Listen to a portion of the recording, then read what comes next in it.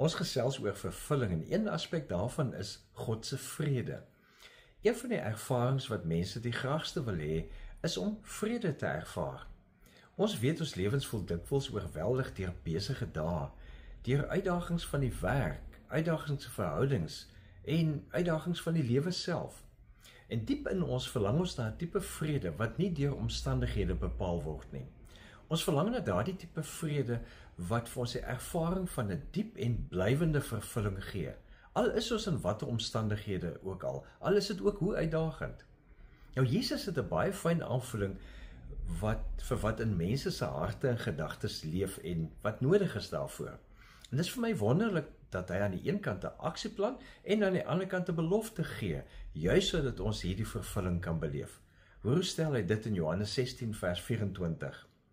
Tot nou toe het julle nog nie in my naam gebid nie. Bid en julle sal ontvang, sodat julle blydskap volkome kan wees. Hierdie blydskap wat Jesus ons gee as ons in sy naam bid, is nie oppervlakkige vreugde nie. Jesus gee vir ons die vaste vertroue dat God wel sal voorsien en dat ons 'n nuwe manier van leef sal ontdek wat nie noodwendig vry is van probleme nie, maar vry is van bekommernis, waar ons die vrede kan vind te midde van die uitdagings. Volgens Arthur Brooks, 'n bekende denker en positiewe sielkunde, hy skryf in sy boek From Strength to Strength, skryf hy dat ware geluk nie in materiële prestasies gevind word nie, maar juis in verhoudings en 'n dieper doel. Nou, ons weet dis in gebed waar ons hierdie dieper verhouding en dieper doel met God self ervaar, waar ons 'n verbinding kom met ware blydskap.